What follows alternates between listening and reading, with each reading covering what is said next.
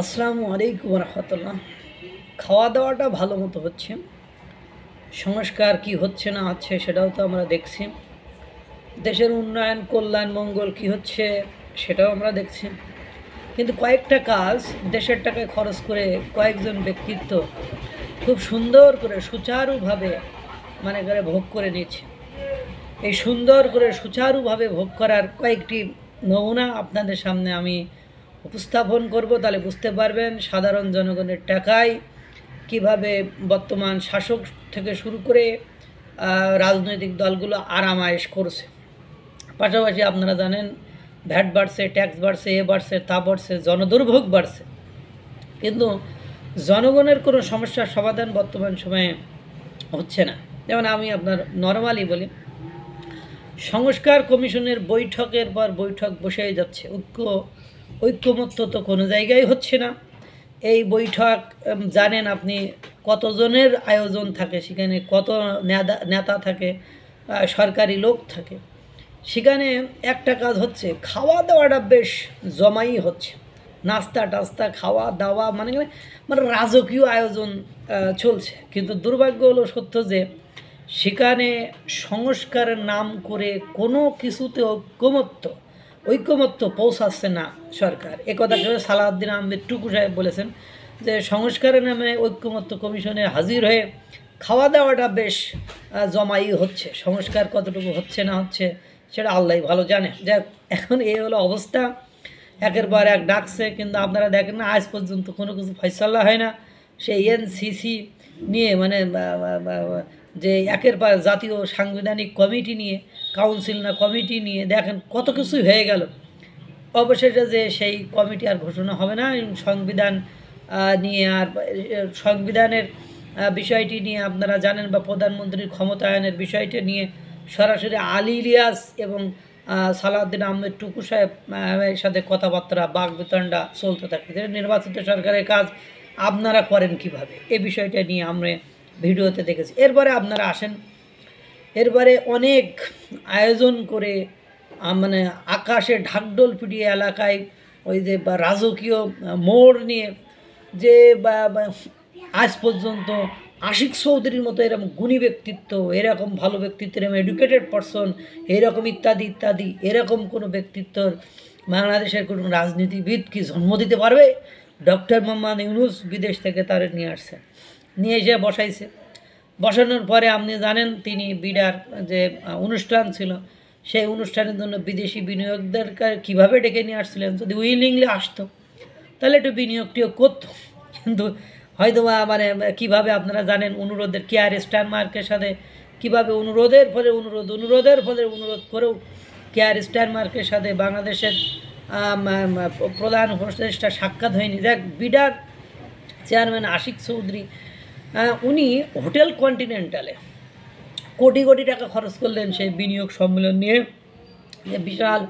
আমরা তো ওই সময় বুঝলাম, এবার মনে হয় ডক্টর মোহাম্মদ ইউনূসের মতো বিশ্বের নাম করা অর্থনীতিবিদ, আশিক চৌধুরীর মতো এরকম নাম করা প্রেজেন্টার অথবা উপস্থাপক, এইবার মনে হয় বাংলাদেশের একেবারে বিনিয়োগের বন্যা বয়ে যাবে। বাংলাদেশের যে হতাশা, সেই হতাশা কেটে যাবে। কয়েক কোটি টাকা করলেন হোটেল কন্টিনেন্টাল, আপনারা জানেন 5 স্টার হোটেল, সেখানে কোটি কোটি টাকা খরচ করলেন, কিন্তু দুর্ভাগ্য হলো সত্য যে ফল calculation is the big zero. আমরা বড় আন্ডা পাইয়া আমাদের কি হলো, কোনো বিনিয়োগ আসলো না।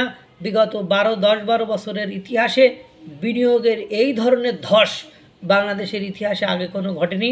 এটাই আশিক চৌধুরীর ওই যোগ্যতার, ওই বিনিয়োগের, ওই দেখা যায় যে টাকা আতিথেয়তা করতে, যে টাকা খাওয়া দাওয়া করতে খরচ করেছে, সেই টাকাটাও তুলতে পারলেন না।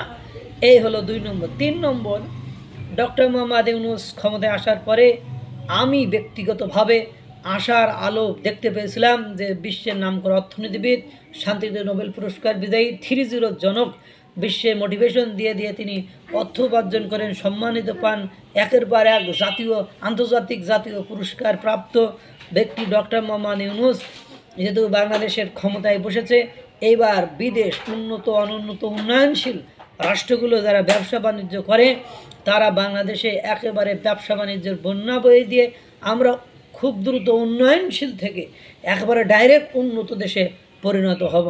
এবং আপনারা জানেন বাংলাদেশের উনি আসার ক্ষমতায় বসার পরে 10 মাসে 11টি দেশ সফর করেছেন এবং যত দেশে গিয়েছেন যাওয়ার আগে বলা হয়েছে রাষ্ট্রীয় সফর, যাওয়ার পরে দেখেছি তাকে কোনো দেশই রাষ্ট্রীয়ভাবে মর্যাদা দেয়নি, রাষ্ট্রীয়ভাবে তাকে রিসিভ করেনি। স্পেসিফিকভাবে আপনারা জানেন যুক্তরাজ্যে তিনি কিভাবে অপমানিত হয়েছে, তার অপমান মানে আমাদের অপমান। তিনি একজন বিশ্ববরেণ্য ব্যক্তিত্ব, তিনি এই যে 6 কোটি টাকা খরচ করে ইংল্যান্ড সফর করে আসলেন 39 জন সদস্য নিয়ে। দুর্ভাগ্য হলো সত্যি যে রাষ্ট্রীয় সফর পররাষ্ট্র উপদেষ্টা যাননি, পররাষ্ট্র উপদেষ্টা এই বিষয়ে কিছু জানেনও না। যাই হোক, তারপরও সেখানে গেলেন, যে কি নাস্তানাবুদ হয়েছে ব্যক্তিগত পর্যায় থেকে শুরু করে আপনার মানে মানে গণমাধ্যমগুলো কিভাবে তাকে নাস্তানাবুদ করেছে। ওই দেশ থেকে বলে গেলেন রাষ্ট্রীয় সফর, অথচ ওই দেশের একজন সচিবও আসলো না, ওই দেশের একজন রাষ্ট্রের কোনো ব্যক্তিত্ব আসলো না ডক্টর মোহাম্মদ ইউনূসকে, লাল গালিচা দূরে থাক, ডক্টর মোহাম্মদ ইউনূসকে গ্রহণ করতে। এরপরে যা হওয়ার তো হয়ে গেল। এই যে একটা দেশে 4 দিনে 6 কোটি টাকা, এভাবে 11টা সফর দিতে কত কোটি কোটি টাকা খরচ হয়েছে। আপনারা বলুন, এই 11টি সফরের পরে আপনারা কি পেয়েছেন? বাংলাদেশের মানুষ কি পেয়েছে? আমরা কি পেয়েছি? আমাদের এই টাকা খরচ ছাড়া আমরা কি আদৌ কিছু পেয়েছি? এরপরে দেখেন একের পর এক কর্মসূচি প্রোগ্রাম হয়ে যাচ্ছে, চলেই যাচ্ছে, কিন্তু শুধু টাকাই নষ্ট হচ্ছে। আমরা কি পাচ্ছি? আল্লাহ তাআলা আমাদেরকে আরও বিপদে ফেলবে। ব্যক্তিগত সামাজিক ব্যবসার নাম করে আপনি কাতারে গেলেন, সেটাও রাষ্ট্রীয় সফর বলে চালিয়ে দিলেন, সেখানেও টাকা খরচ হলো। মানে এবং প্রেস সচিব শফিকুল আলম বিশাল বড় বড় মূলা, কলা, আম পেঁপে আমাদের সামনে হাজির করেন যে এইবার আমরা মনে করেন ইতিহাসের সেরা জয়টা মানে ওই দেশ থেকে করে আসলাম। এর আগে এই ধরনের মানে কোনো অর্জন আমরা পাইনি। কিন্তু দিন শেষে যেই দেখি ব্যালেন্সের খাতা 0 0 এবং 0 3 0, মানে শূন্য, তোমার শূন্য, এই জিরোতে কোনো লাভ নেই।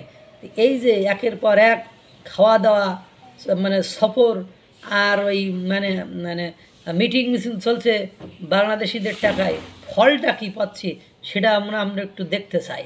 আল্লাহ তাআলা সকলকে ভালো রাখুক, সুস্থ রাখুক। আসসালামু আলাইকুম ওয়া রাহমাতুল্লাহ।